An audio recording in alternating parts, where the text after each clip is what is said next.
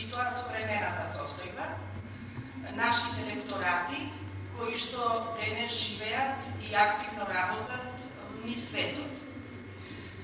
Прво сакам да ве запознам дека за развојот на македонистиката и за изучувањето на македонскиот јазик беа главно воспоставувањата или основањата на одредени научни институции во Македонија, кои што ја дадоа основата за таквите изучувања, меѓу кои јас ќе ги споменам најважните.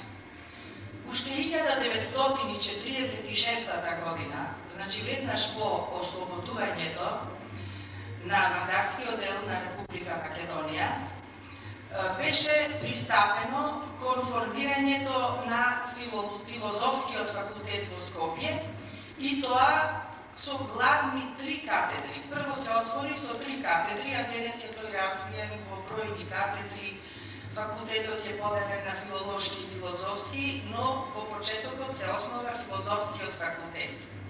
Трите главни катедри со кои започна филозофскиот факултет 1946 година беа катедрата за македонски јазик, катедрата за југословенски книжевности со македонска книжевност и третата беше историја, историската катедра.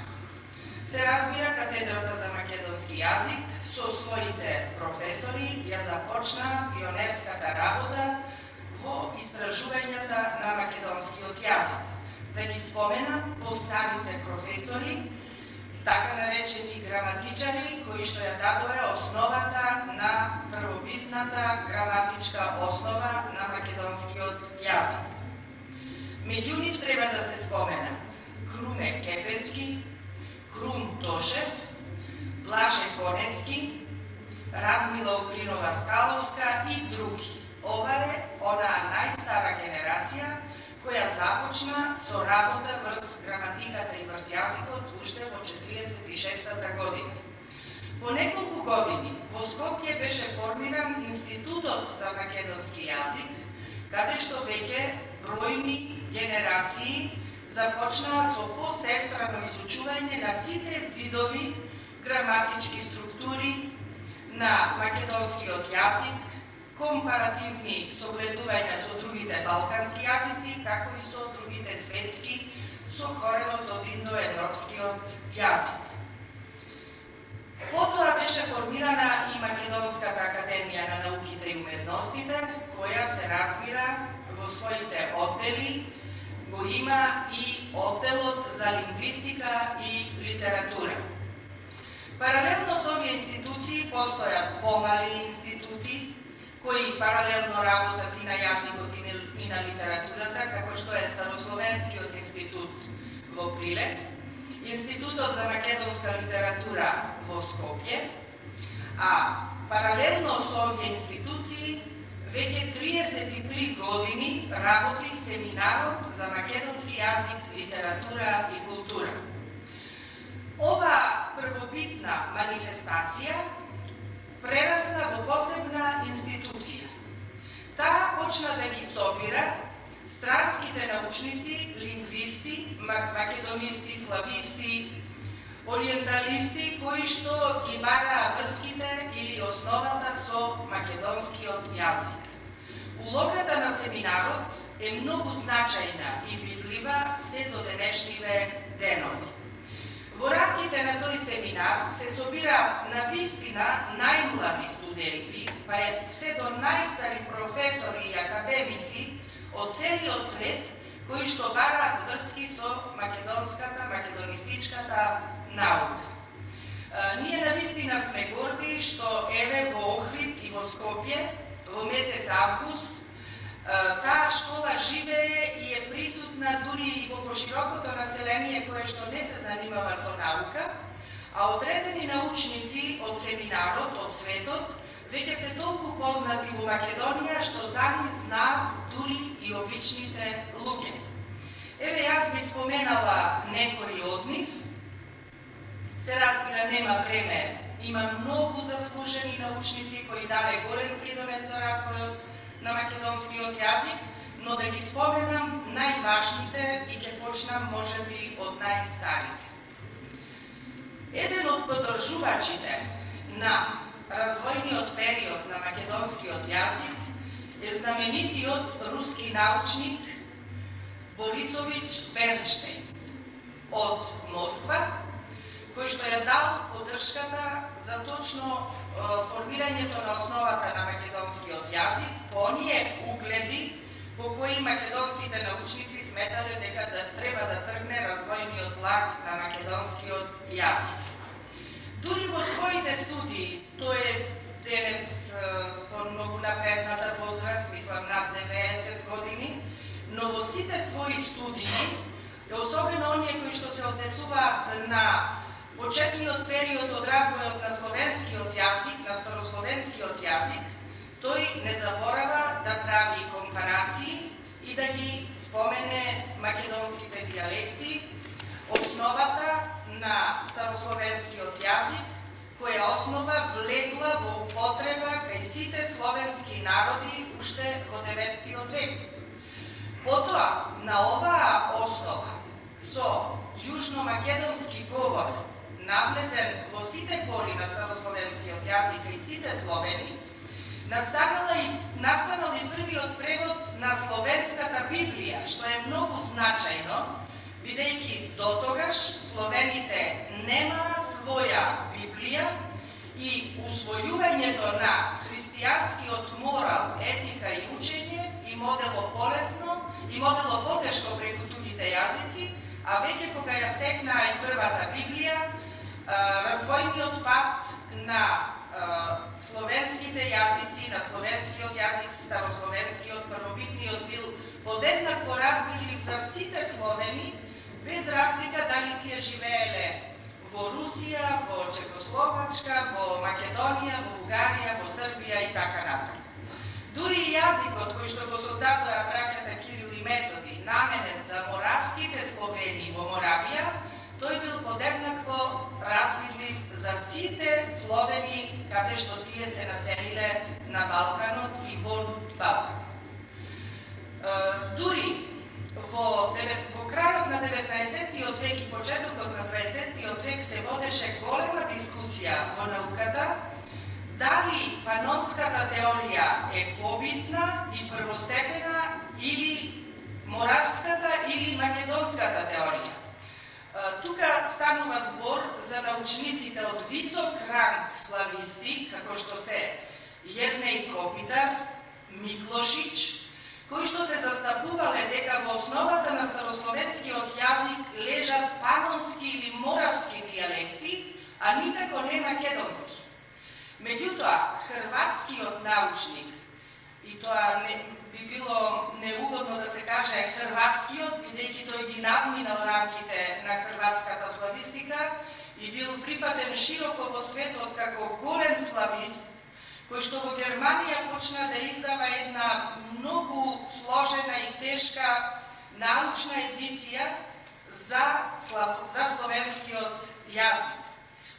Тој прв теоретски докажа дека македонската теорија е единствено применлива во старословенскиот јазик, а словенечкиот научник Ватрослав Облак, кој што, иако по одминати векови од создавањето на тој јазик, кога отишол да испитува на теренот околу Солун, во оддалечените места до кои немало многу комуникации, како селата Сухо, Висока и Зарова, тој ги пронашол корените на најстарите старословенски форми и фонеми, како што се носовките ОНН, кои што и ден денес таму се изговараат во таква скаменета форма, како што било и пред многу векови.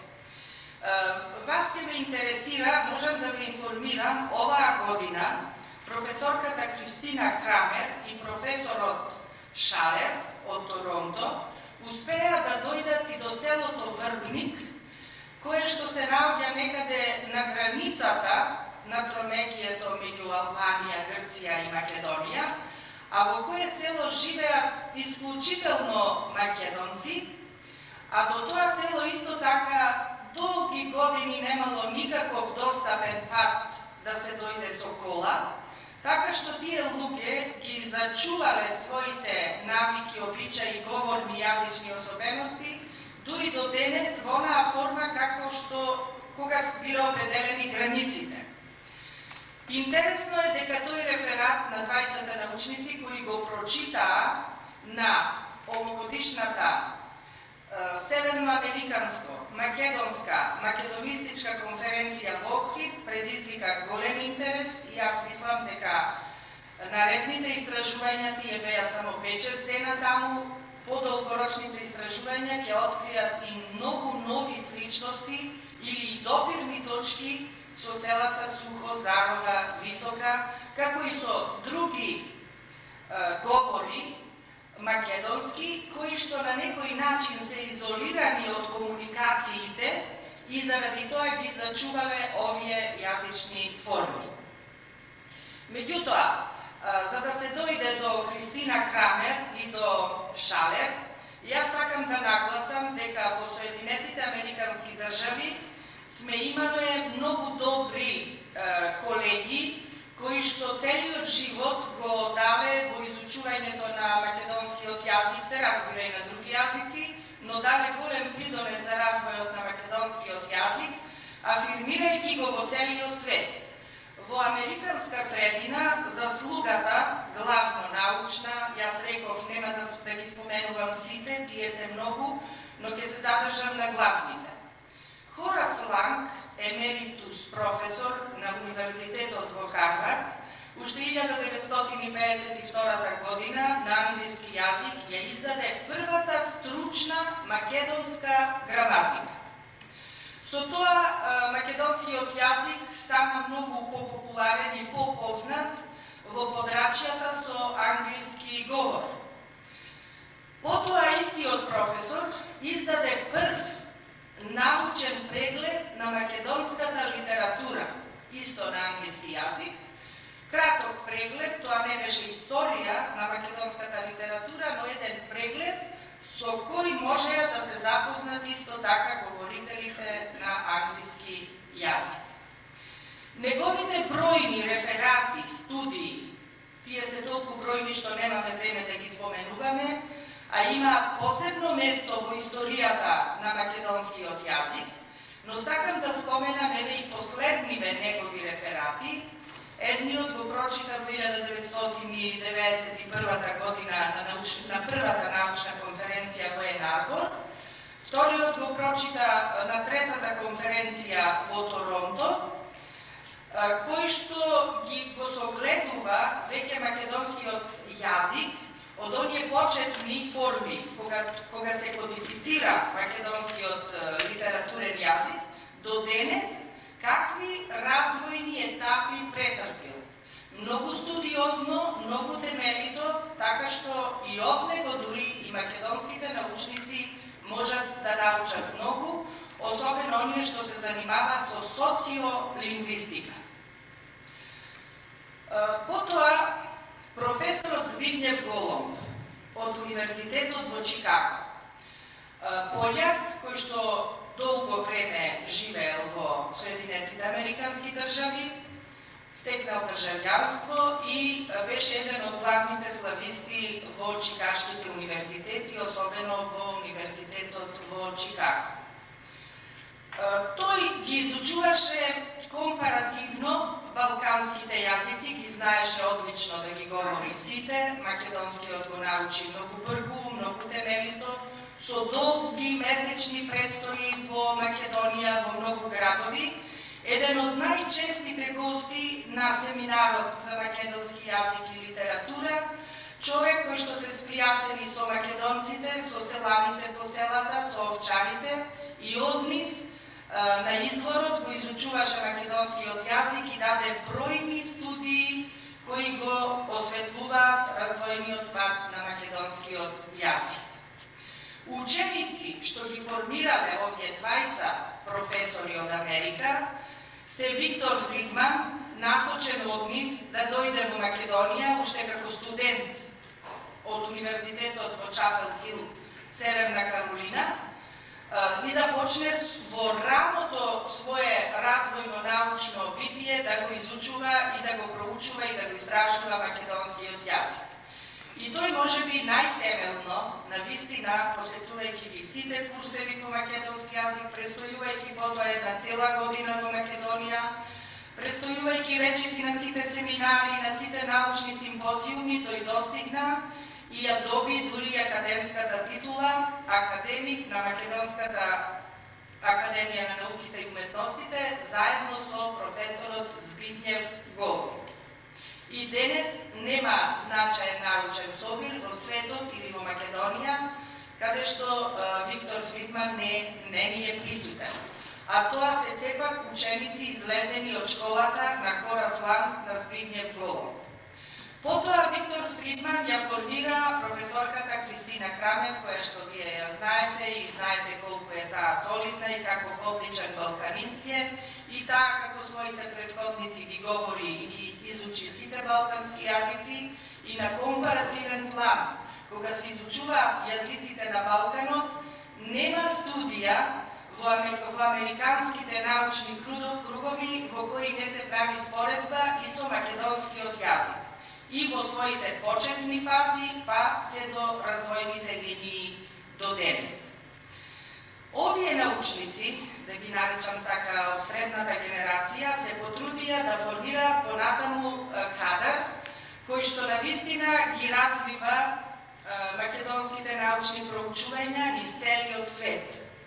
Да ги споменам, оваа година, цела година во Македонија престојува Ким Гарејс, ученичка на Виктор Фридман од Универзитетот во Чикаго, која работи на својата дисертација од областа на македонскиот јазик, која ги прибра сите материјали оваа година и нареднава година 2001 ќе ги собира тие резултати за да ја оформи, за да ја одбрани својата дисертација. Грейс Филдер од Сан Франциско, сега ми се чини работи во Темпи, Аризона, е исто така доследен диалектолог која одлично ги запознава веќе 5-6 години македонските диалекти, и кога станува збор за споредбени студии меѓу балканските и словенските јазици, таа е секогаш присутна да истакне некоја особина или некои карактеристики од некој македонски диалект. И таа ни е постојано присутна во Македонија, во Охрид и така натака.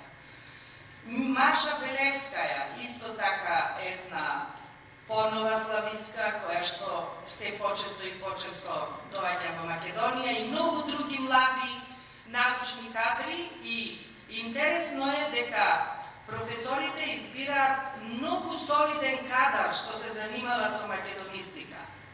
Тоа се навистина загреани луѓе за науката, кои што можат цела година во Македонија да престојуваат над компјутерите, над книгите, над речниците, да комуницираат со луѓето и да заборават на својот одмор. Тука може би имаме голема среќа дека секогаш сериозни научници се занимавале со македонистиката. Меѓу овие, несомнено треба да го споменам професорот Вацлав Мареш од Виена, едно лице, еден професор, еден човек, кој што целата македонска јавност го познава. Го среќаваа публиците, му приоѓаа, го поздравуваа, го канеа во своите куќи, а професорот Мареш секогаш зборуваше: јас не знам како ќе живеам ако некое лето не престојувам во Македонија. Од сите тие научници кои го изучуваа македонскиот јазик, и македонските научници учеа многу.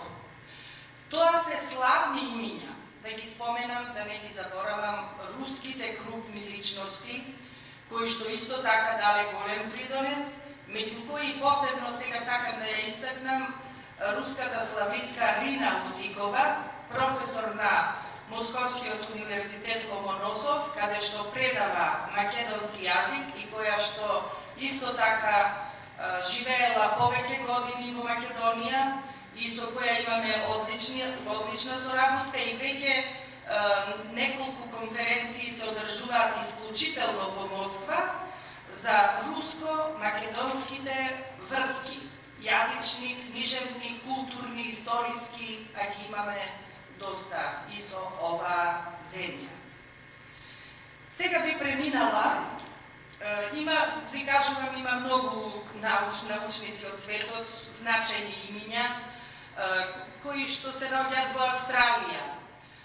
Дури имаме пријатели и во азиските земји, колеги, кои што се повеќе и повеќе заинтересирани за македонскиот јазик. Од целиот свет, од сите континенти, во Охрид имаме да можеме 200-300 луѓе да примиме во Охрид, би имало интерес. Но ние, можеби од економски причини или од одредени други практични, технички причини, не можеме повеќе од 100 души да примиме на тој летен семинар. А интересот е многу голем, бројката би била многу поголема ако би можеле сите заинтересирани да ги каниме секој август во Охрид. Јас сега би споменала каде ни се, со кои универзитети, Универзитетот Свети Кирил и Методи во Скопје, кој што исто така заборавив да спомнам, веднаш по 46-та година, 49-та година, беше формиран Скопскиот универзитет Свети Кирил и Методи, кој што разви богата дејност, многу понапред, пред да се формира Македонската академија на науките и уметностите, и тој со формирањето на тој универзитет веднаш започнаа и македонско-странски врски, научни, од сите области, но се разбира на прво место е јазикот, бидејќи сите што доаѓаат во Македонија или тие што одат од Македонија во другите земји, главната комуникација е јазикот. И затоа станува неопходно поврзувањето или изучувањето на соодветните јазици од двата универзитети кои соработуваат. Еве, ќе ги споменам пак најважните. Ние имаме соработка со многу универзитети. Некогаш таа во одредени години била интензивна, некогаш прекратува, па пак продолжува и така натака, но сега ќе ги спомнам универзитетите со кои Македонскиот универзитет има долготрајни и значајни врски. Државниот универзитет во Темпи, Аризона. Во рамките на договорот за соработка со Државниот универзитет во Темпи, Аризона, во текот на учебната само 98-99 година се вршела истражувачка работа од областа на агробизнисот и менеджментот, земјоделството, како и се одржувале разни курсеви за изучување на македонскиот јазик. Јас лично можам да кажам, кога кај нас во Скопје престојуваше како визитинг професор еден од продеканите за меѓународна соработка од Универзитетот Темпи, Аризона, господинот професор Баталден, таа соработка стана многу жива и активна. Професорот Баталден исто така престојуваше повеќе месеци во Македонија, се запозна со работата на Универзитетот Свети Кирил и Методи, навлезе во сите пори на нашите истражувачки дејности и успеа во Темпи, Аризона да покани многу македонци од разни области, економија, инженери, лингвисти, кои што престојуваа по година по две музичари, уметници и започна со Темпи, Аризона една сестрана дејност од двете страни, која што е забележителна. Универзитетот во Варшава, Полска. Исто така, со овој универзитет долги години имаме плодотворна дејност. Јас би рекла дека најважната дејност што ја одвива Универзитетот Кирил и Методи перманентно, без престанок, тоа се универзитетите во Полска. Со нив имаме одлична соработка со правните факултети, со економските факултети, со филолошките, со филозофските универзитети. И тоа континуирано трае. Така, например, Универзитетот во Варшава предничи, ние имаме одлични колеги таму, меѓу кои на посебно место треба да го споменеме токму оваа година стана почесен доктор на Универзитетот Свети Кирил и Методи, Вроцлавски, професорот Вроцлавски, кој што десетина години работел и живеел во Македонија, а сега македонистиката ја развива во Полска и посебно работи на тие сестрани врски што се одвиваат меѓу Македонија и Полска. Професорот Пјанка Исто така, долгогодишен професор во Полска, кој што сега ја држи катедрата за славистика во Виена, е исто така одличен македонист, со големи заслуги за македонскиот јазик и минатата година исто така стана почесен доктор на Универзитетот Свети Кирил и Методи. Јагелонскиот универзитет е еден од најважните универзитети со кои Македонскиот универзитет одржува врски од повеќе области, а од професорите кои што посебно соработуваат со нив, да ги споменеме Јержи Русев, како и многу други. Карловиот универзитет во Прага, Република Чешка, е исто така еден од еминентните универзитети во кои редовно ни работи лекторатот за македонски јазик и тоа на завидно ниво. Исто така и на универзитетите во Полска. Во последниве години посебно е активна и благотворна соработката со Универзитетот во Софија, Бугарија. Во извештајните периоди посебно се истакнува посетите веќе на македонските ректори и на бугарските ректори, кои што раководат со одредени проекти, кои што се од интерес или за едната или за другата земја, или и за двете истовремено. Посебно се истакнува во последниве години регионалната размена со Ројана Мон, кој што работи на проекти за Југоисточна Европа. Во рамките на Ројана Мон, иницијативата за потесна соработка на универзитетите во регионот Универзитетот Свети Кирил и Методи во Скопје учествува во проектот на универзитетите од Источна и Јужна Европа. Во рамките на проектот исклучени се следниве универзитети: Универзитетот во Атина, Универзитетот во Загреб, Универзитетот во Белград, Универзитетот во Софија, Универзитетот во Тирана, Универзитетот во Анкара, Универзитетот во Софија, Универзитетот во Букуреш, Универзитетот во Будимпешта и Универзитетот во Сараево.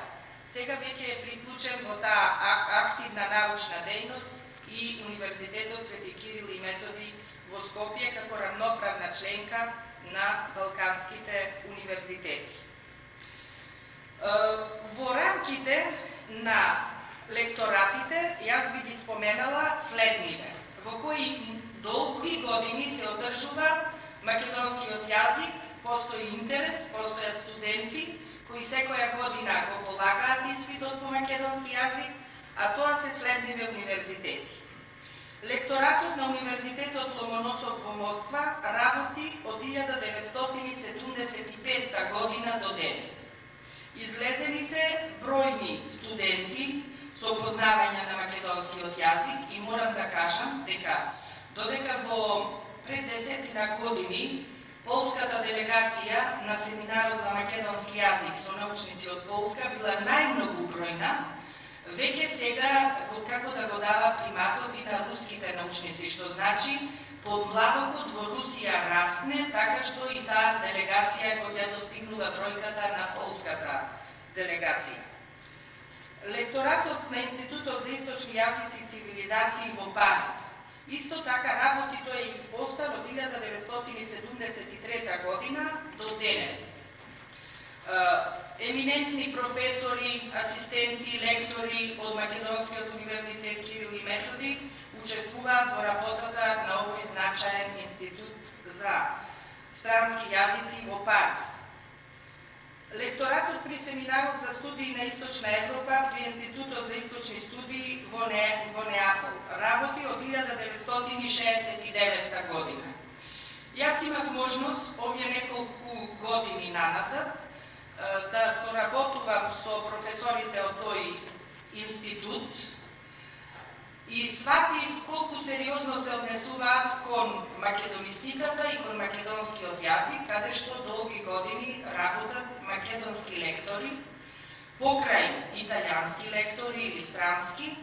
Македонските лектори имаат посебно значење, а кога се прославува на 24 мај денот на светите Кирил и Методи, тоа е импозантно да се види какво значење добива Македонија со светите своји просветители Кирил и Методи токму во Неапол.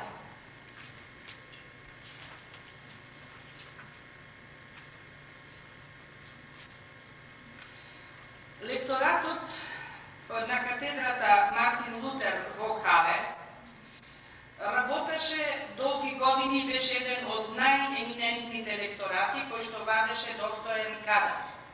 За жал, последниве години лекторатот е забрен и во Македонија се прават напори да се обноват врските со Хале.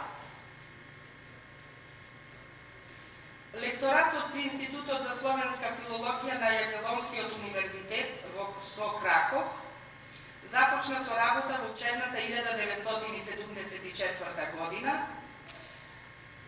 Без 30 студенти ни една година не е, што значи тоа не е мала бројка. Секоја година 30 студенти од тој универзитет излегуваат со положени испити за македонскиот јазик. Лекторатот во Крајова работи до денес интензивно. Врските со романските научници се исто така големи и таму имаме голем број научници кои работат компаративно, особено во последниве години кога се поставува прашањето за изучувањето на влашкиот јазик, кај нас се прават доста значајни проекти кои што работат токму на овој план. Лекторатот во Прага работи од 1978 година, доста интензивно и тие врски никако не прекинуваат. Тука не сакам да ги споменувам, јас ги имам одбележано што се е направено која година, какви научни конференции, какви манифестации, какви представувања на македонските писатели следат во Париз, во Неапол, во Прага и така натака. Лекторатот на Институтот за славистика при Универзитетот во Виена започна со работа од 1979 година. За жал, со смртта на професорот Мареш некако згасна и тој универзитет. Нема врска неговата смрт со затворењето на лекторатот, но многу лекторати, тоа не е случајно со македонските лекторати.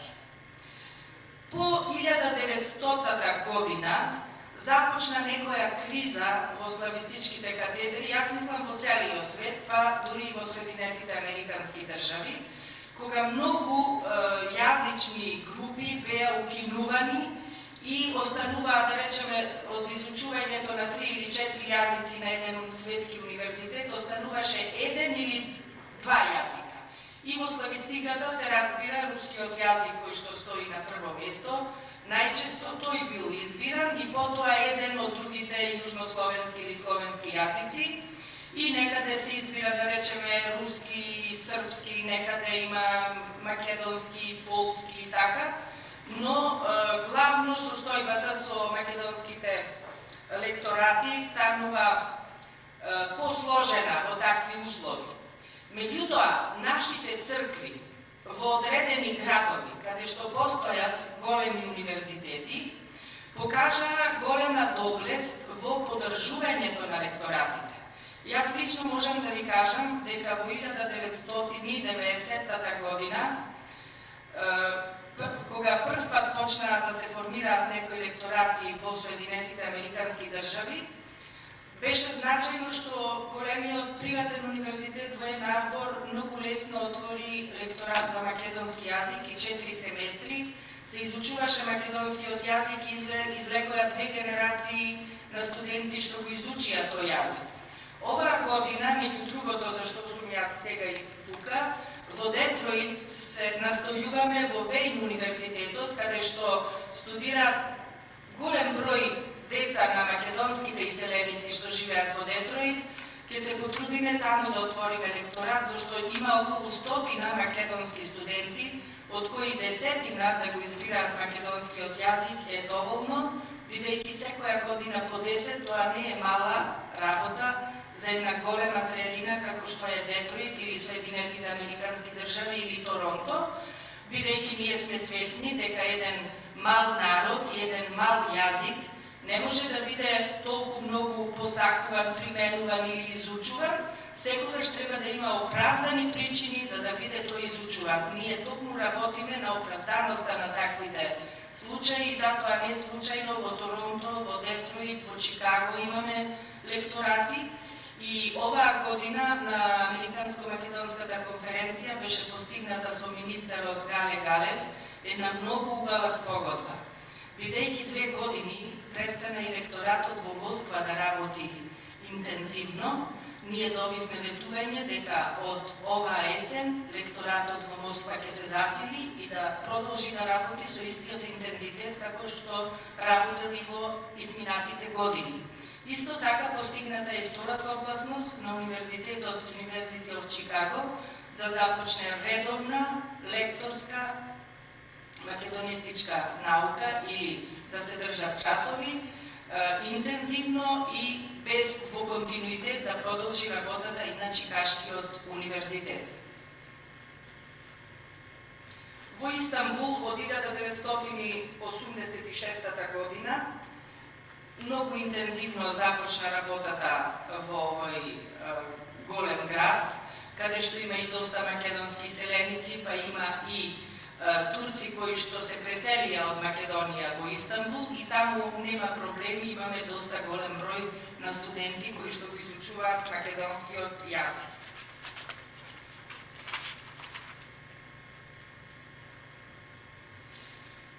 Лекторатите во Краков, како и другите лекторати што тука нема да ги наброиме, бидејќи работеле 1 година, 2 години, имаме многу голем број градови каде што започнале, па по потреба по 2-3 години прекинале и така натака, како што е Нарбор, како што е Чикаго и така натака. Или мора да се прилагодуваме кон условите, особено во Соединетите Американски држави, по потреба. Некогаш на 4 години се држат курсеви за јужнословенските литератури или јазици. Во таков момент треба да бидеме еластични и да бидеме подготвени, токму тогаш да се најдеме во редовите кога сме барани или кога има потреба за тоа. Ние работиме и на тоа и затоа посетата на американските универзитети ни значи многу, бидејќи тие се многу распространети на една голема територија. Секој универзитет си има своји посебни планови и проекти и тешко е да се навлезе можеби во нивната работа, но мислам дека доста успешно го постигнуваме тоа во рамките на потребите и барањата, бидејќи универзитетот треба да го постави проблемот дали е потребно во рамките на славистиката да се изучува македонскиот јазик, во колкава мера, колку години, колку месеци и така натака. Јас сега на крајот само би сакала да кажам дека би било незаслужно во оваа прилика да не спомена кој е оној покренувач на таа сила на изучување на македонскиот јазик, особено покренувач на странските сили, на странските научници да започнат да се занимаваат со изучувањето на македонистиката. Тоа секако сите се досетувате, тоа е нашиот професор, академик Блаже Конески. Во Македонија излегоа 2 книги научниците во светот за Блаже Конески. Да зборуваме ние и да ги издигнуваме нашите вредности, можеби од страната би било сватено и како само пофалба.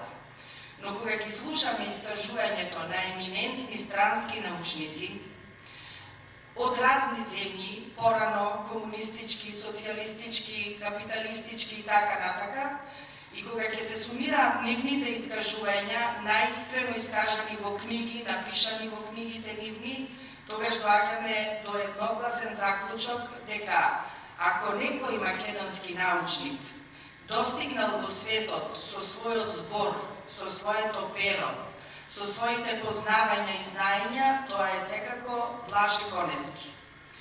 Во кој универзитет да сум престојувала, никогаш нема да преминат преку штом ќе слушнат дека станува збор за македонски научник, во Америка ми зборуваат, тоа се Виктор Фридман и Блаже Конески. Виктор Фридман во сите универзитети во Америка е поврзуван со македонистиката.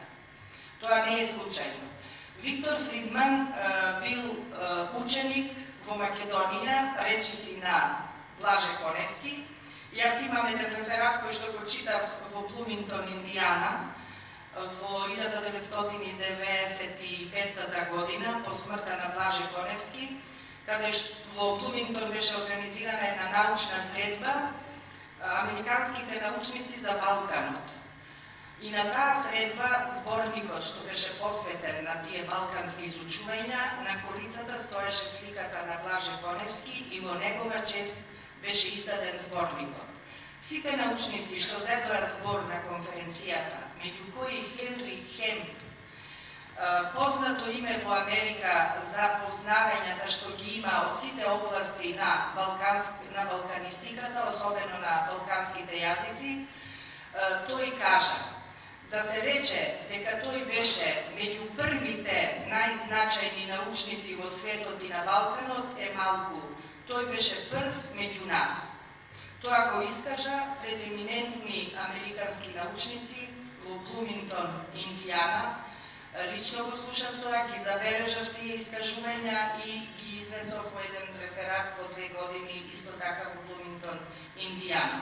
Тука не сакам да зборувам за искажувањата на Франтишек Мареш, на Виктор Фридман, на Грейс Филдер, на Рина Усикова и на многу бројни научници кои ќе речат: ако ги запрашате како почнале да се занимаваат со македонскиот јазик, тие прво ќе одговорат: првата причина беше магичната моќ, сила на Блаже Коневски, кој што не привлекуваше и умееше секогаш да го задржи нашето внимание.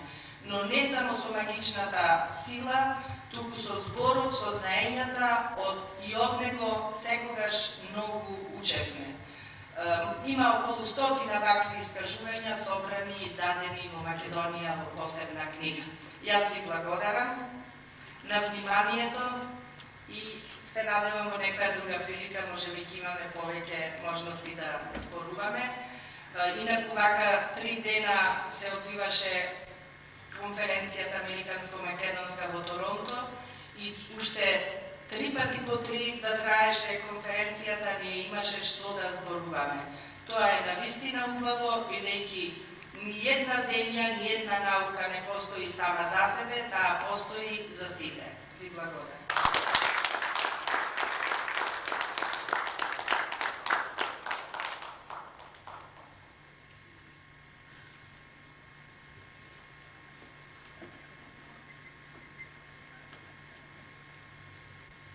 That's normal for a teacher who forgot his notes. First and foremost, Navajne, we are very grateful to the Consul General who made it possible for us to have this speaker tonight, and we'd like to thank you personally for me and for the Historical Society.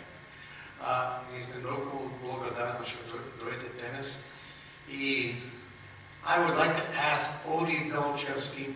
I'm going to do it in English and you can do it in Macedonian. Come on up here, Odi. This is a surprise. Odi, past president of the United Macedonians.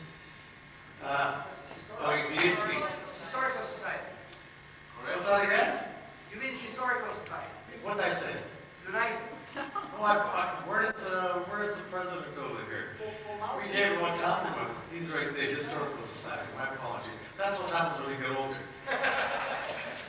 We are very fortunate that, or unfortunate that this year, one of the greatest Macedonian, one of the greatest Canadians that ever lived, died. But by the same token, we should remember that this great Canadian was also one of the first prime ministers that went to Macedonia to recognize Macedonia. And that's Pierre Elliott Trudeau. And in his name and in our name, I think it's only proper that we should give to our very eminent speaker over here. Professor? We have about 180, almost 200 books of these that were donated by Alex Nitsis from the Toronto Board of Education to the Historical Society. And through the council, we are going to donate these to give them to the University of Kilo Notori. Come on, Cody. Влези тук.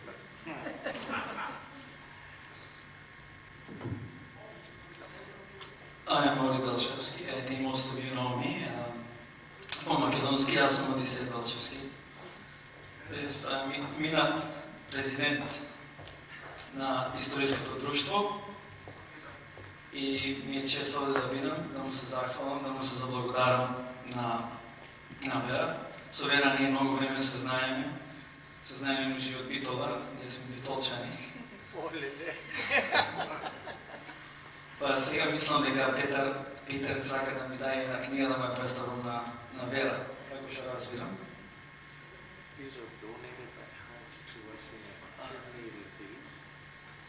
Во историското друштво, ако се сетите малце поназад, имавме еден член, доста активен, тоа беше Алек Ницис. Тој е професор во гимназија, по географија, исто така тој ни даде и неколку предавања овде и во историското друштво. Сега, преку Алек Ницис, преку власта на Канада, подарени се овие книги, кои што дојде во наши раце, подарени се на историското друштво и така да оваа книга сега ќе биде исто така подарена на Вера, за да ја однесе мислам таму во Македонија, во универзитетот во Кирил и Методија.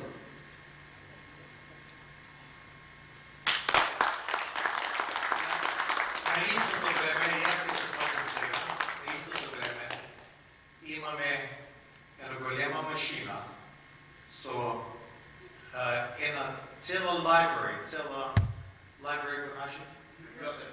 Библиотека за канадската историја на филми.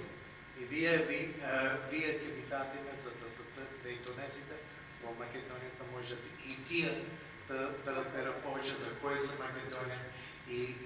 Ама, there's a catch to this. She's got to get it back there.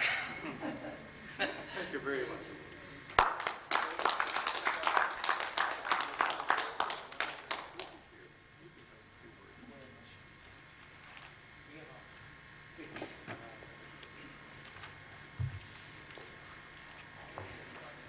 Прашање кои има? Питер, некој сака да праша нешто? Се да прекинеме мал момент. Имаме прашање овде во публиката. Извини ни Вера за момент. Дали си спремна да добиеш некој прашање? Повелете. А вие спомнавте добрата соработка помеѓу универзитетите во Скопје и Софија. Со сета таа соработка, дали нашите професори покрена прашањето за зошто во Бугарија нема училиште по македонски јазик и зошто на универзитетот во Софија нема катедра по македонски јазик? Да, тоа прашање го поставивме уште веднаш со распадот на Југославија, бидејќи споменав факултетот, филозофскиот факултет, што беше формиран 46-та година, по 10 години беше поделен на филолошки и филозофски. Меѓутоа, во едниот останаа филолошките науки, во другиот филозофските. Нашата катедра, која што имаше име Катедра за историја на југословенските книжевности, со македонска книжевност, беше трансформирана по отцепувањето од Југославија, Катедра за македонска книжевност и јужнословенски книжевности. Во таков случај, што е сега разликата? Разликата е, забележувате, место југословенски книжевности на прво место дојде македонската книжевност. Да ја изучуваме и јужнословенски книжевности. Кои влегоја во јужнословенските, влегоја пак сите југословенски, српска, хрватска, словеначка и така натака, но беше приклучена и бугарската литература. Значи, сите јужнословенски литератури.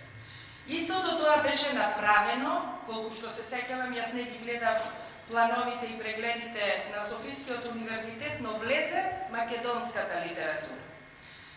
Интересно е, морам да кажам, во прилог на вистината, иако во нашите планови, и во Скопје, и во Софија, постојат во плановите, но ние не ја предаваме, ни бугарската, мислам и тие не ја предаваат македонската литература. Тоа е оставено за некое наредно среќавање, повторно да се договориме на кој начин тоа ќе се спроведува. Јас мислам дека ние многу лесно би ја предавале бугарската литература и мислам во Македонија нема човек кој што не би се согласил, особено на нашиот факултет, но тоа би се спровело ако соодветно и паралелно се прави и во Софија. Се прават напори за приближување на некои мислења, ги знаете расправите за јазикот, и на државен план, и на научен план.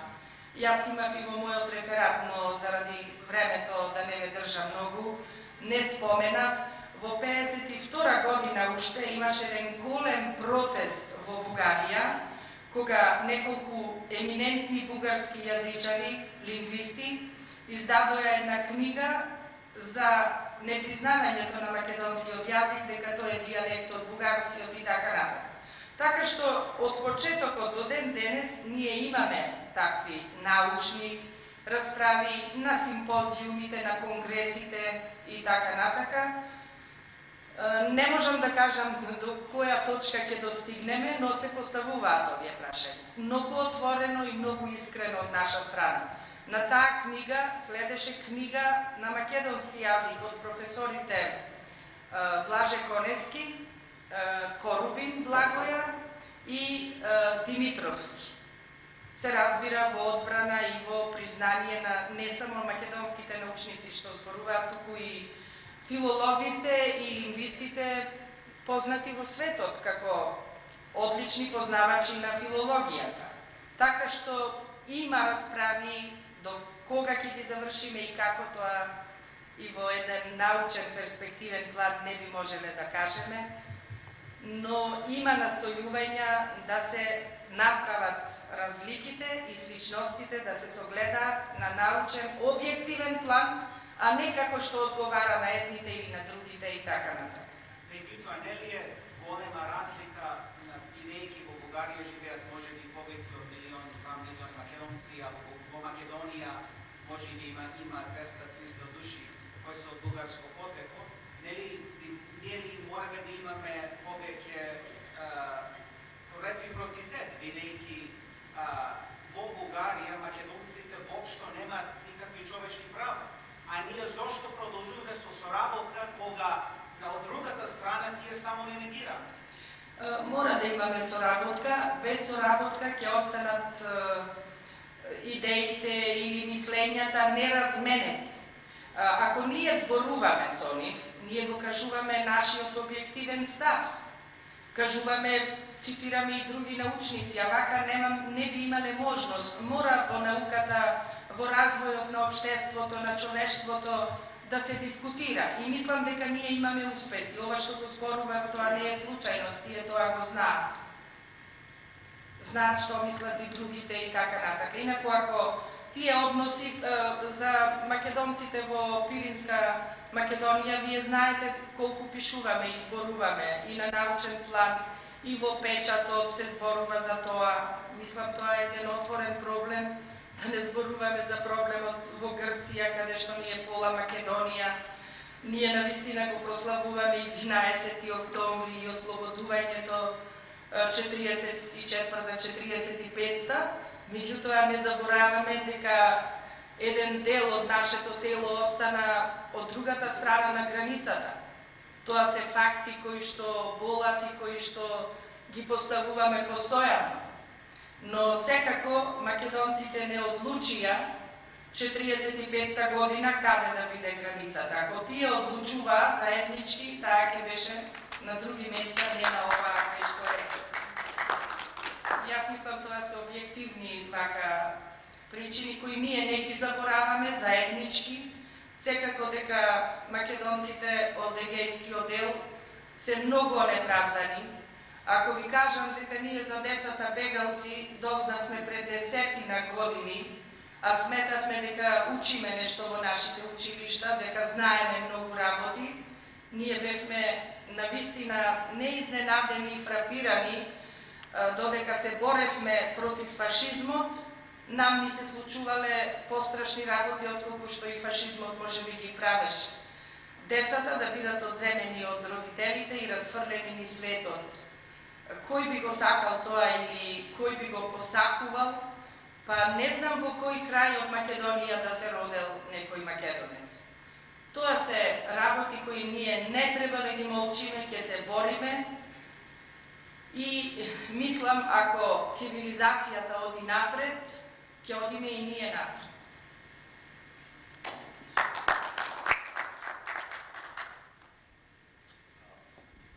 Не знам дали е местото овде, професорка, јас немам многу шанса да ви честитам во смисол како македонци ние што живееме овде, имаме Христина крај. Јас еднаш зборував и прашав малку, па сакав да ве прашам вас како поискусна професорка на нашиот факултет во Скопје, дали еден ден ќе се има шанса да се врати малку по-назад нашиот јазик, азбука, македонските студии од историјата, мислам малку по-блиску или по-длабоко од 8-миот или 9-миот век. И кога тоа ќе се учи на нашиот факултет Кирил и Методи во Скопје? Интересно прашање, составено од повеќе прашања кои сите не интересира и сме засегнати. Тука станува збор и за некои посовремени состојби, но и по старите состојби пред добивањето на словенската писменост за која зборував. Писменоста сигурно мислите на античките македонци, за јазикот, во која мера се зачувал, каков бил и така натака. Покрај тоа и на современите состојби, секако мислите дали, да речеме, може да се вратиме на некој постар јазик, во науката се поставува, па да речеме и во Србија, каде што Вуковата реформа, реформата на Вук Караджич, пишувај како што зборуваш, зборувај како што пишуваш, многу научници ја критикуваат. Иако од повеќето, од поголемиот број е прифатен.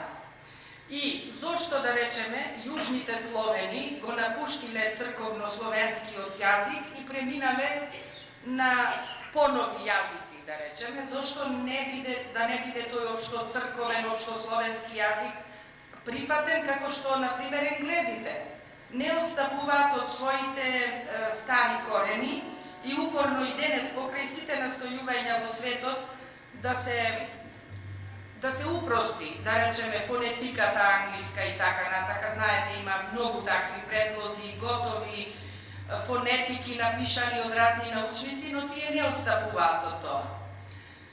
Меѓутоа, кај нас тоа се случило. Таа река на прифаќање на различни мислења или изнаоѓање патишта на секоја држава на свој начин тоа да го формира, како што, да речеме, меѓу словенските јазици, најмногу кодифициран, признат јазик како литературен јазик, мислам, е македонскиот, а тој дека си постоел и дека постојат студии пред ослободувањето кои говорат за особеностите на македонскиот јазик, постојат. Има бројни научници кои и пред ослободувањето на Македонија пишувале за македонскиот јазик. Но дека не бил оформен како литературен јазик, тоа е факт. Дури со заседанието на АСНОМ 1944 година се дошло до таква одлука за конституирањето и кодифицирањето на македонскиот литературен јазик.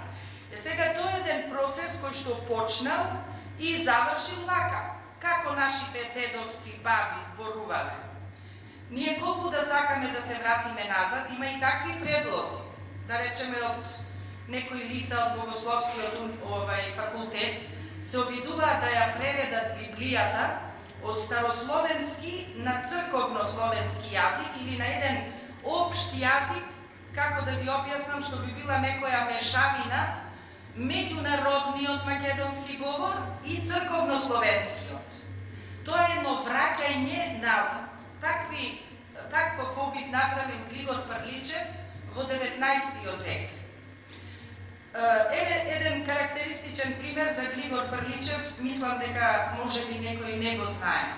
Глигор Прличев напишал своја уметничка книга, дело, и отишол во Софија да му го издадат. Се знаат центрите каде во Македонија или во Бугарија или во Србија, колку имало печатници и кои градови би имале такви печатници. Григор Прличев се упатил во Софија да ја издаде својата книга, но напишана на македонски чист охридски дијалект, не на литературен бугарски јазик. И кога критичарите ја зеле неговата книга да ја прегледаат, дале страшно мислење дека Григор Прличев не знае бугарски, не го знае ни литературниот бугарски јазик, не знае што пишува, едноставно ја фрлиле книгата и не сакале да ја објават. И по долги години Нешо Бончев, бугарски критичар, го разрешетал. Не можел да се освести Григор Прличев, сакајќи да му излезе делото. Но тогаш тој рекол, откако размислил, не требаше толку многу да пишуваат лошоти за мене, требаше само да кажат: Григор Прличев не го знае бугарскиот јазик. Сваќате ли тоа што значи? Ова е неисправно документирано, докажано, никој не го измислил. Така што нашите луѓе, ако сакале нешто да издадат, каде одеме? Будим, Видим, Софија, Белград, и се кој каде имал можности или врски се обидувал. Како бил издаден зборникот на браќата Миладиновци во Загреб, кај Штросмајер? Постојат писма кои што се пронајдени и вака се пишува во нив. Чолаков ги објавува тие писма и вели: во Загреб им рекле на браќата Миладиновци: зборникот мора да носи име, да речеме влашки народни песни, француски народни песни. Вашиот зборник какви песни ќе бидат? Тие треба да бидат бугарски. Меѓутоа песните на браќата Миладиновци во зборникот нивни биле сите македонски. Немало ни една песна од Бугарија. И во тој случај браќата, за да им излезе зборникот, таа желба, сепак тоа што е собирано со години да виде виделина, се вратиле назад, отишле во Панаѓуриште, во Бугарија, и присобрале уште 10% песни бугарски, за да можат да се наречат български народни песни, иако 90% од песните се македонски. И затоа настанува оној спор сега меѓу бугарите и нас, какви се тие песни. Тие, повикувајќи се на насловот български народни песни, јасно е дека и македонските песни се български. Меѓутоа тие не сакаат да го гледаат тоа зачувано писмо во кое јасно се вели: за да бидат наречени български, треба да имате и бугарски песни. Па се вратиле браќата, па пронашле бугарски песни и дури тогаш зборникот бил наречен български народни песни. Сега ние како би го прифатиле тоа мислење? Онака слепо, без да размислуваме дека се тоа български народни песни? Еве, ние спориме на разните симпозиуми, сега се разви пак таа дискусија и јасно е дека овие научни факти што ги пронедуваат научниците не се без значење и се расветлуваат одредени патишта на развој на науката, но очевидно на Балканот се доста тешки.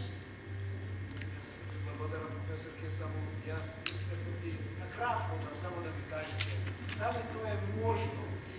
Мислам, малку повеќе, мислам Григор Прличев и браќата Милодиновци. Мислите на античкиот? Да, не баш на античкиот.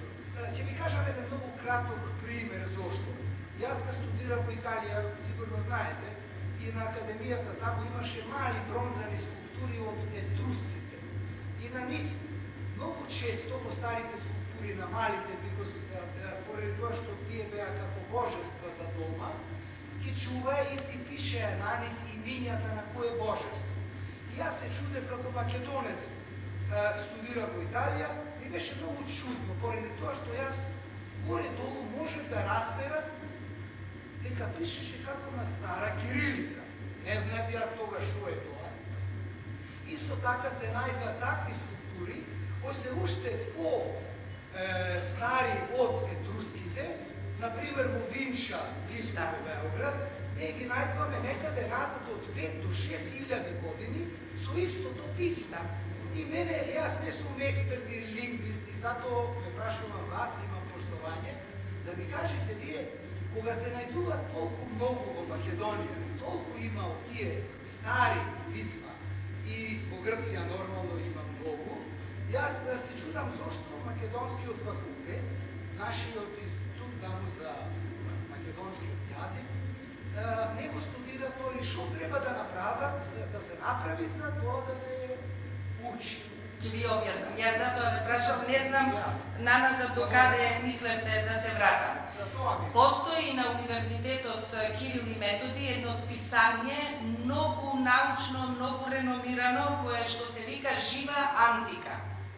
Тоа е толку прочуено во светот и верувајте, ако нешто се купува доста скапо од Македонија, тоа е Жива антика. Нема историски институт во светот кој што се занимава со античкиот период, кој што не го добива тоа списание. И тоа ви кажувам, тоа е најскапо платено списание, само се продава, воопшто не се поклонува како другите списанија, што сакам да кажам дека е многу барано и ценето.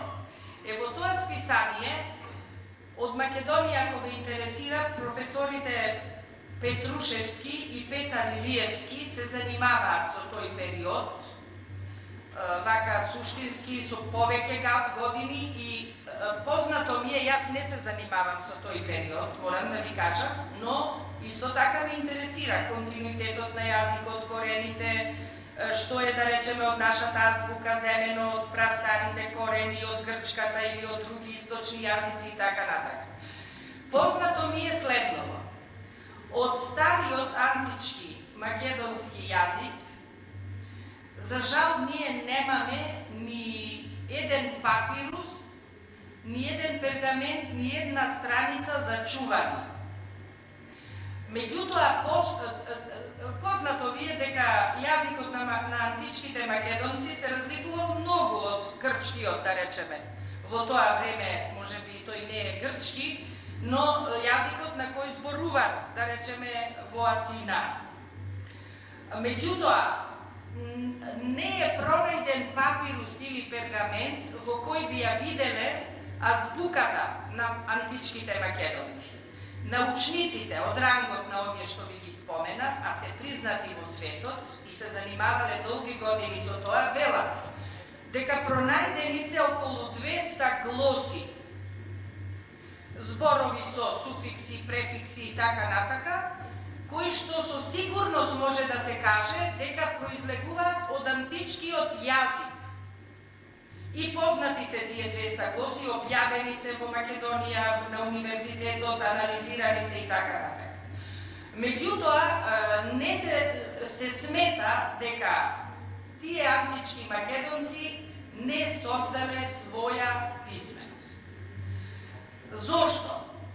Невозможно е до денес да не стигне ни еден лист, ни еден пергамент, за да може да ја видиме ние таа азбука. Познато ви е Александар Македонски, на кој јазик учел од Аристотел, од својот учител, филозоф и така натака. И се смета во науката, барем мене колку што ми е познато, дека јазикот бил различен, нема дискусија дека бил сличен со некаков грчки, така наречен, но дека азбука не создале и дека прифатиле една туѓа култура, туѓ јазик, и на тој јазик, особено Александар Македонски, се школувал, учел и афирмирал дури таа култура, ценејќи ја и сметајќи ја за доста висока. Не знам колку ќе ве задоволи ова, али ова се истражувања од вака од еминентни антички научници кои... Драгица беше прво за прашање, после... После, да.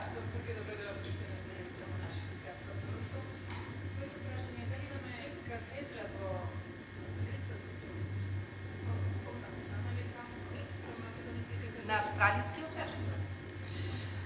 исто така познато ми е дека мојот помлад колега Илија Чашуле, кој што веќе повеќе од 10 години работи и живее во Сиднеј, Сиднеј и работи на Маквори универзитетот во Сиднеј, се занимава со ова прашање. Во почетокот мислам дека тој имаше многу смели мисли, идеи и така натака. Меѓутоа, минатата година тој напиша една статија во Нова Македонија, во која што тој беше многу револтиран дека луѓето, научниците од Америка, од други места погрешно го цитираат и дека тој нема такви екстремни мислења, дека тој се согласува се уште со своите учители од кои учел и дека се уште нешто ново не открил, но дека е на патот да открива работи. Тој сакаше да оди нели во на експедиција на Хималаите кај борушасите, за да може на темелот на тие плениња да види за оние сличности, различности што се раскажуваат, дека постојат многу зборови слични на денешните македонски, дека обичаите им се слични со македонските. Мислам, ги следам, ги читам сите тие работи, но и самиот Чашуле, кој што се занимава во последно време со тоа, вели, додека не дојдеме до факти, не можеме да излеземе пред светот. А сега мислам дека тој овие последниве 2 години работи на тоа, не знам дали достигнал до борушасите, но исто така сметам дека ете така стрпливо со научни методи сака да расветли одредени моменти од тој период за кои ние немаме доволно сознание. Не велам дека нешто е екстремно вака или онака, но ни треба, мислам, уште долги години на истражување за да дојдеме до сигурни показатели или факти кои што ќе бидат неспорни пред светот. Прашањето моје беше дали имаме катедра на... Да, па катедра посебна за Античка Македонија. Не, за македонистика. Да, пардон, не разбрав. Јас разбрав за Античка Македонија. Да, во Сиднеј работи лекторатот. Да, ето тоа изумив да го спомнам. Добро е прашањето на Драгица. Тој лекторат работи посебно добро и убаво, откако таму се пресели и работи споменатиот помлад колега Илија Чашов. Тој не само што успеа да го развие лекторатот, туку го издигна на ниво на катедра. Тоа е еден многу повисок степен, па дури мислам отвори и постдипломски студии. Лично сметам дека тој е еден од најразвиените лекторати, но кога јас бев проректор за меѓународна размена, на гости ми беше лекторката Дајана од Маквори универзитетот, ректорката, и во разговорите со неа сватив дека мултикултурата во Австралија е многу развиена.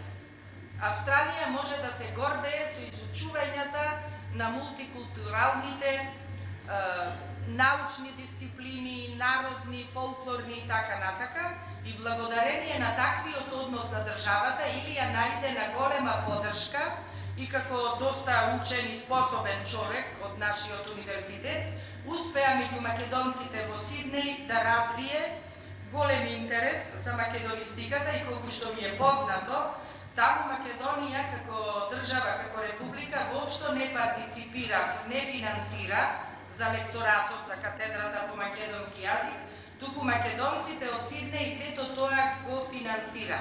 И може би нешто државата која што има однос кон мултикултурата воопшто во Австралија. Така што таму работи еден но мислам не е доволно. Ние имаме многу македонци во другите градови и треба да се работи и за одредени, можеби не целогодишни, али барем двомесечни семинари, лекторати кои што би работеле за македонскиот јазик. Имам уште едно прашање. Да, повели. Јас извинувам, јас би сакала, ако можете да ми одговорите на 2 прашања. Едното прашање се однесува на минатото, а другото прашање е за сегашноста. Повеќето историчари кои се занимаваат со периодот од пред Христа, како што се Борза, професор Борза, Питер Грин и други, тврдат дека јазиците кои се зборува на територијата на Македонија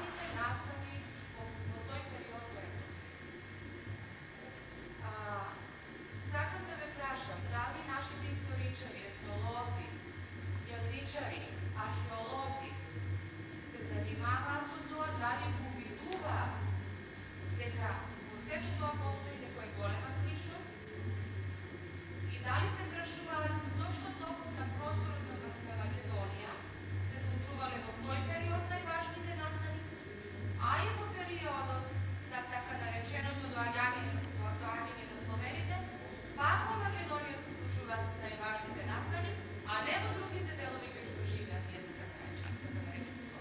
Значи, цело време ние зборуваме за настани во Македонија, било во античкиот период, било во словенскиот период. А дали нашите научници намерно или случајно не обидуваат дека не е возможен еден процес од само 2 века, значи доаѓањето на словените од 7-тиот век, 5-7, веќе во 9-тиот век, на тој простор во Македонија, ние имаме формирана азбука, имаме универзитет, имаме сликарство, имаме архитектура, имаме еден висок културен развој и висок степен на духовни достигнувања.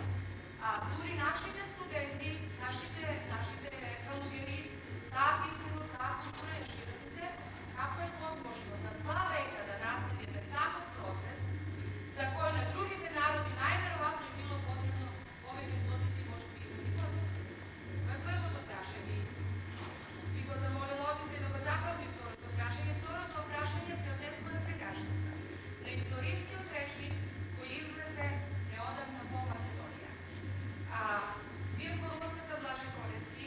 Минатата година на прославата на 11 октомври, јас на вистина се чувствувам почестена да бидам во иста просторија со Хорас професорот и со професорот Фридман и со вас и со Кристина Крамер. А сите вие нагласивте колку е голема улогата на Блаже Конески. Јас би си дозволила само 2 реченици, дури ќе го цитирам сега во овој момент професорот Фридман, кој рече вака: за жал прочитав книги во кои некои луѓе од Македонија се обидуваат со нивните така наречени докази да докажат дека некои други лингвисти биле подобри од Блаже Конески.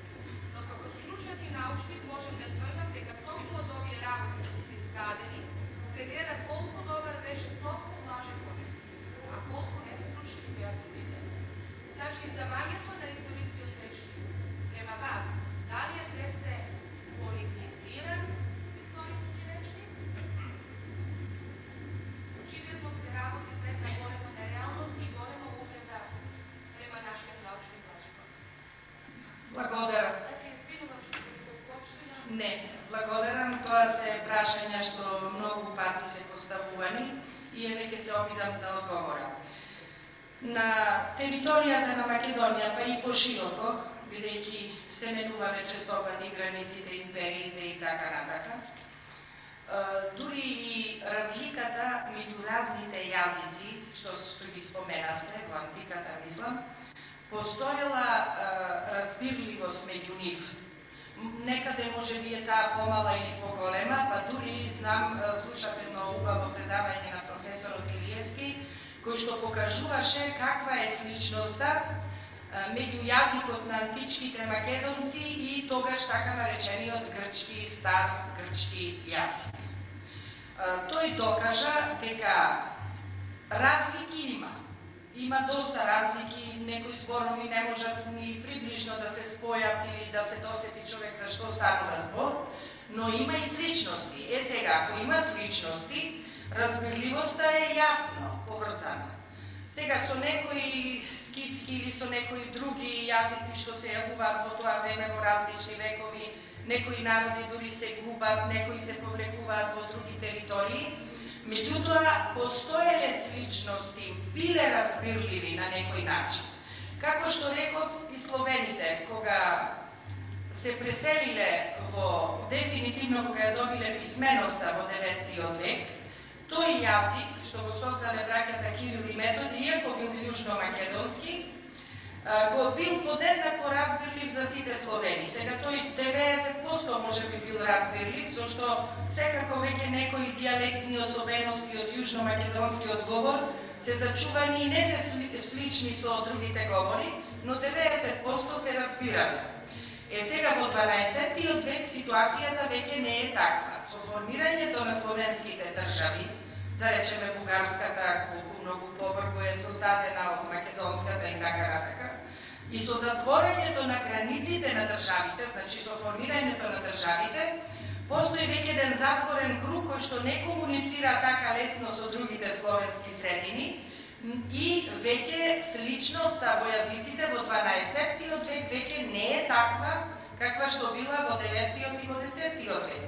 А веќе во 13-тиот, 14-тиот век веќе редакциите, така наречени тие разлики меѓу словенските говори, се формирани во редакции, разликите се големи.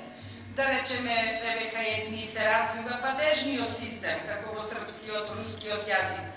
Кај наш граматиката станува синтетичка, кај македонците и кај бугарите, да речеме.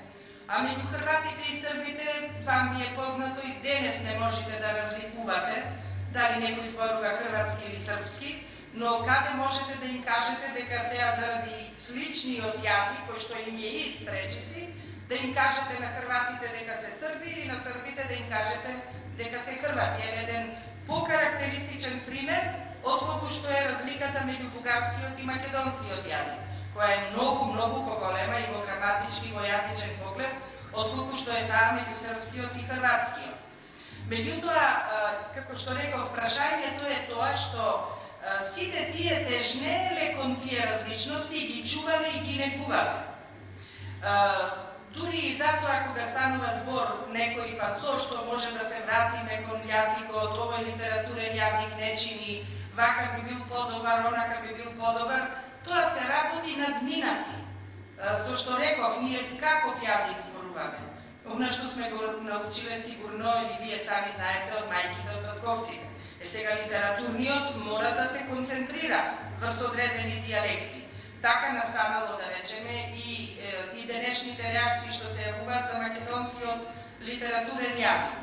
За да дојдеме, да речеме, до второто прашање, јас сум еден од авторите на македонскиот историски речник и бев фрапирана од таа реченица што вие ја кажувате и не можев да верувам дека еден институт за национална историја во Македонија може да напише таква реченица, една ама вредна, бидејќи историскиот речник бил купен веднаш и распространет, може би токму и заради таа реченица, и можам да ви кажам дека се јавија големи реакции во Републиката. Само што излезе речникот, се јавија големи реакции токму за таа реченица, дека македонскиот јазик е посрпен, дека Коневски се послужил со српскиот јазик и така натаму. Реакциите биле толку големи што морал да се јавува директорот, да се заштитува луѓето што учествувале во тој речник. Еве јас, например, сум дегутирана како може моето име да се стави во еден таков речник. И има тука една друга поголема грешка што е направена. Да речеме, јас пишувам за Климент Охридски. И на тие две колумни, каде што стои Климент Охридски, не стои долу ВСА, да речеме, јас одговарам за тоа што сум го напишала. Никаде не стои името на тој што го напишал тој дел, зашто ние сме околу 20 автори на тој историски речник, со години го правевме и треба да има одговорност тој тоа што го напишал, нели? Јас немам одговорност за антиката, али имам за 9, 10, 11 век. Тука се јавија дискусии уште пред да излезе речникот зошто е тоа така и така натака, така да има проблеми со тој речник. Не требаше да излезе едно такво издание и познато ми е, баш пред тргнувањето разговарав со директорот Велјановски како можело ова да се провлече. Тој рече дека токму таа реченица не била во првите нивни разгледувања, ни во вторите, ни во третите. Откако се појавил речникот, тој тоа го вида. Така што може сега некој во печатницата да стави нешто, што не се надеваш. Дури во моја книга, кога излегува книгата, никој не седнува веднаш секоја реченица да ја провери. Кој знае што може нешто да се вметне. Јас се извинувам, професорке, меѓутоа таа реченица е толку Знам. порука сама за себе и Јасно. со моменталниот политички тренд во Апсолутно. Македонија со сегашната влада, со нејзините ставови за пробугарски корени, за и така. Јасно. Така да тоа не може никако да биде служено печатници. Морам да ви кажам дека се подготвува најодговорно второто издание во кое ќе дојде извинувањето на целиот Институт за национална историја и дека тоа нема така лесно да помине. Бидејќи се јавија катедрата за македонски јазик, се јавија сите, јас најотворено ви кажувам, не можев да сонувам дека името ќе ми биде злоупотребено, не со тоа не сум го пишувала, јас може да се провери и така натака. Тука, бидејќи не ни ги ставиле имињата за секој дел кој што напишал, одговара институтот. Како можеле тоа да го направат? На Блаже Ристевски имаше долги дискусии, расправи и тој е вмешан во тоа, тој не го пишувал тој дел, а од кај знае јавноста кој го пишувал тој дел? Знаете, тоа се многу одговорни работи. И мислам дека второто издание, кое што веднаш сега се подготвува, а некој го откупил првото издание, и сигурно е проширено на сите страни, но второто издание ќе објасни се. Не можам ништо друго да ви речам, јас сум многу пофрапирана отколку вие.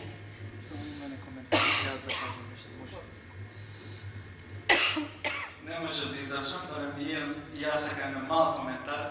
Прво да кажам дека имаме кафе, ама си взимам чај и така некои благи работи таму. Морам да кажам дека јас го изучувам македонски јазик. Имавме и две предавања во Торонто. Исто така го имавме и професор Майкл Китли, кој што е јако заинтересиран за овие работи, да се враќа назад, поназад од 8-9 век. Коментарот ми е овој. Во врска со бугарскиот јазик, јас ќе го цитирам Окснот, сега Бърби и купи двата најголеми речници, и каде што пишува Bulgarian, I'm sorry I have to speak in English, Bulgarian or Vulgar or Vulgaros, it says a Tataric tribe that moved in this part of the Balkans, sometimes in the 7th and 8th century. Now, this says a lot. We know very well that Tataric does not mean Slavic by any chance. Any other language, it's a different language. So we as scholars should ask ourselves, how did this Tataric tribe acquire this language, which is very close to Macedonia?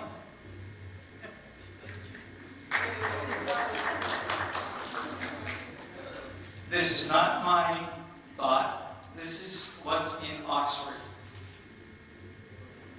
With regards to the ancient Macedonian language, I like to point out that although you mentioned that there's no existence of any inscriptions, in 1982 we had a professor from Chicago, okay? His name is Okinamides. The Greek sounds like a Greek name. He had pointed to approximately 6,000 inscriptions of ancient Macedonian, specifically ancient Macedonian, and he had urged the Greek scholars to publish them. The Greek scholars would not publish this, and they had provided various reasons why they couldn't, because they're not complete, and so on and so forth. These inscriptions still exist, and unfortunately, we do not have the opportunity to see them or analyze them. На македонски постојат најмалку 6000 инскрипции кои што се берени во Северна Грција, каде што е денеска Игерска Македонија. И овие инскрипции, нажалост, не се достапни на светот, не се достапни на никои научници, специфично на македонските научници. Така да, овој коментар мора да го споменам, затоа што јас ја имам самата книга, каде што Окинамидес го дава своето мнение, своето мисление, исто така и своето барање за публикација на овие 6000 инскрипции. Тие се епиграми, кои што ако се публицираат, ви состојат цела една библиотека на книги. И како уште коментар, за стариот јазик постоеле многу книги, а знаеме дека во планината Маунт Атос, Света гора, на многу години, за време на многу периоди, нажалост, многу книги се горени. Имаме потаци, каде што се папируси, на кој јазик ти биле пишани, ни самиот ден денес не знаеме, можеме да речеме старословенски, а знаеме кога една книга ќе остави, се препишува, за да се задржи меѓу луѓето, да се задржи знаењето и културата. Така да една книга може да се препишува со години, со стотици години. Така да изменувањето постоje. Нажалост, на најмалце 5-6 и може 7 пати овие книги се горени. Имаме цитати од научници кои што биле сведоци на овие горени, што траеле со недели. Толку огромен број на книги се изгорени. И тоа е огромна жалост. Тоа е мојот коментар, се извинувам што ви задржам. Ви благодарам на вниманието, гледам нема повеќе прашања. Во некоја друга прилика може би ги имаме повеќе време на некоја наредна американско-македонска конференција. Thank you very much.